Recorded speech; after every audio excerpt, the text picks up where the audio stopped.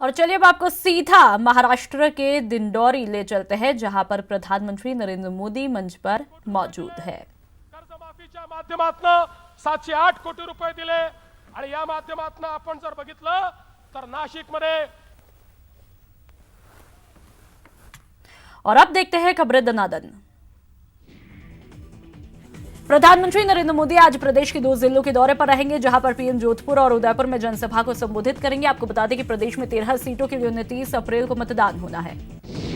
PM Modi 4 बजे उदयपुर पहुंचकर एक जनसभा को संबोधित करेंगे। इसके बाद पीएम शाम 6 बजे जोधपुर में हुंकार भरेंगे। बीजेपी अध्यक्ष अमित शाह आज पश्चिम बंगाल के दौरे पर है। इस मौके पर अमित शाह ने पीसी करके ममता दीदी पर जमकर निशाना साधा। शाह ने कहा कि इस बार बंगाल की जनता बड़ा परिवर्तन करने जा रही है। साथ ही उन्होंने ये भी कहा कि मोदी के नेतृत्व को देश ने स्वीकारा है। वहीं शाह ने कहा कि हमारी सरकार ने आतंकवाद के खिलाफ जीरो टॉलरेंस की नीति अपनाई है और मोदी के नेतृत्व में एनडीए आगे बढ़ रहा है। कांग्रेस ने आज दिल्ली के 6 लोकसभा उम्मीदवारों के नामों का ऐलान किया। पूर्व सीएम शीला दीक्षित को कांग्रेस ने नॉर्थ ईस्ट दिल्ली से अपना उम्मीदवार बनाया। वहीं कांग्रेस ने चांदनी चौक से जेपी अग्रवाल, नई दिल्ली से अजय माकन को टिकट दिया है। यूपीए अध्यक्ष सोनिया गांधी आज से यूपी के 2 दिवसीय दौरे पर रहेंगे। उनके साथ कांग्रेस महासचिव प्रियंका गांधी वाड्रा भी मौजूद रहेंगी।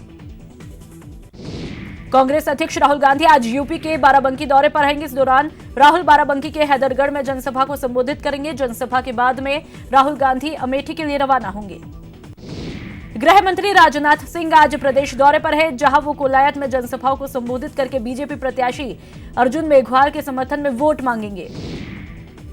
राजनाथ सिंह ने अपने कोलायत दौरे पर कहा कि वो पहली बार कोलायत आए हैं और इस तरह का स्नेह देखकर काफी अभिभूत हूं। रन फॉर मिशन 25 में सीएम अशोक गहलोत जुटे। आज पाली के कालू और सोजत में जनसभा को संबोधित करेंगे, तो वहीं उदयपुर के कोटड़ा में भी सभा को संबोधित करेंगे। आज डिप्टी सीएम सचिन पायलट अजमेर में 5 चुनावी सभाओं को संबोधित करेंगे और कांग्रेस के पक्ष में मतदान करने की अपील करेंगे।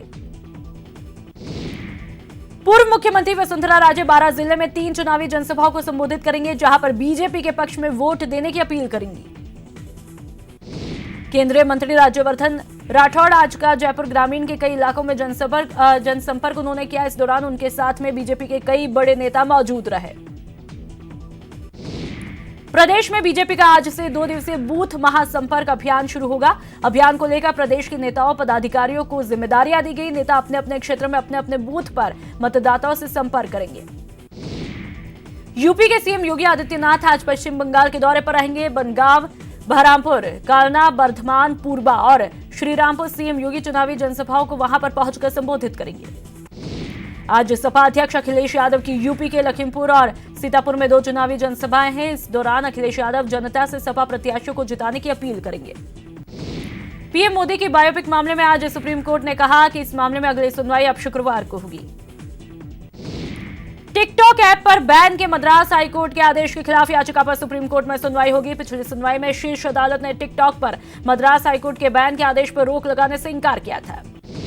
तीसरे चरण का चुनाव प्रचार रविवार को थम गया। अब डोर टू डोर जनसंपर्क किया जाएगा। कल 14 राज्यों की 117 सीटों पर मतदान होगा। बीजेपी ने लोकसभा चुनावों के लिए 7 उम्मीदवारों की एक और सूची जारी की। सूची में मध्य प्रदेश, पंजाब, यूपी और दिल्ली के 7 उम्मीदवारों की घोषणा की गई।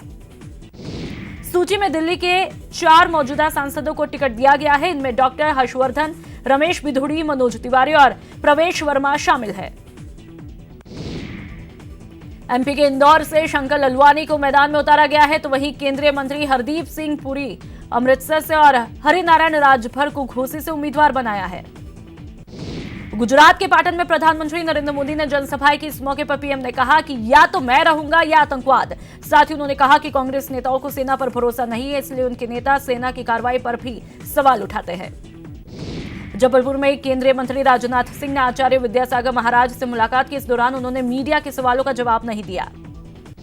साध्वी प्रज्ञा सिंह ठाकुर ने बाबरी मस्जिद का ढांचा गिराए जाने में शामिल होने की बात कही है। साध्वी ने कहा कि बाबरी मस्जिद का ढांचा गिराने का उन्हें कोई शौक नहीं है और अपने इस बयान पर वो कायम है। साध्वी ने बाबरी मस्जिद का ढांचा गिराने के बयान पर चुनाव आयोग को नोटिस पर कहा कि वो अपना जवाब विधिवत तरीके से देंगी।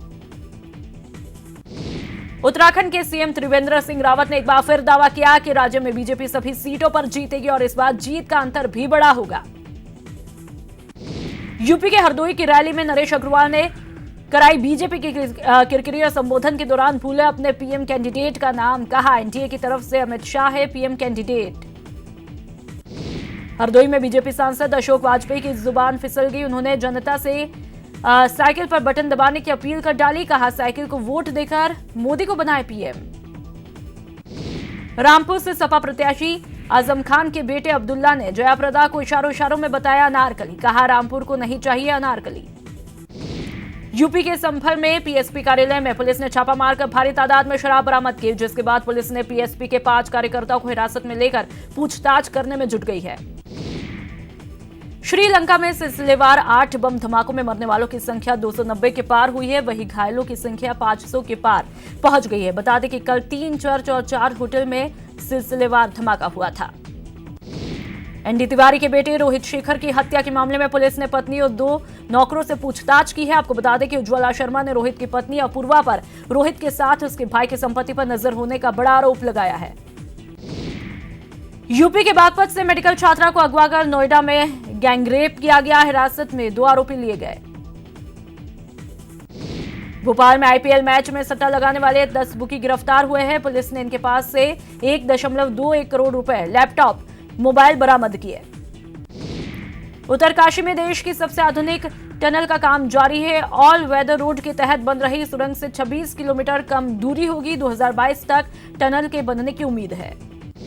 पाकिस्तान के सिंध प्रांत से हिंदुओं का एक दल हरिद्वार पहुंचा है, जिसने मां गंगा में पाकिस्तान की गंगा यानी कि सिंधु का जल अर्पित करके सुख शांति की कामना की है। पाक हिंदुओं के दल ने इस बार हरिद्वार में मां गंगा और सिंधु नदी का संगम कराकर एक मिसाल पेश की।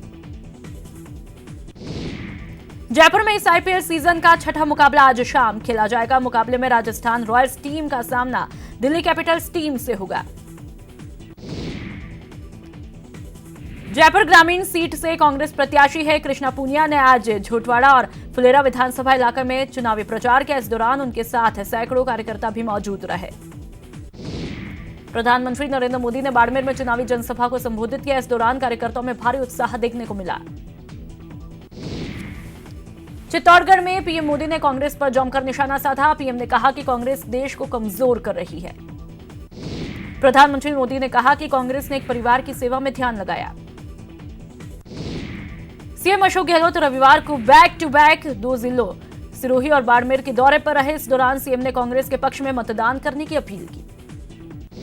अजमेर में पूर्व मंत्री और पीसीसी महासचिव ललित भाटी ने पीएम मोदी पर हमला बोलते हुए कहा कि पिछले 5 साल के दौरान मोदी के नाम पर विदेशों में भले ही डंका बजा हो, लेकिन देश की जनता पर तो डंक ही लगा है। डिप्टी सीएम सचिन पायलट ने चुनाव प्रचार के लिए असम और बंगाल का दौरा किया। इस दौरान उन्होंने कांग्रेस प्रत्याशियों के समर्थन में वोट मांगे। पायलट ने असम के बरपेटा, गुवाहाटी के चायगा, पश्चिम बंगाल के महाराजनगर फील्ड और सोनकोल फील्ड में सभा को संबोधित किया।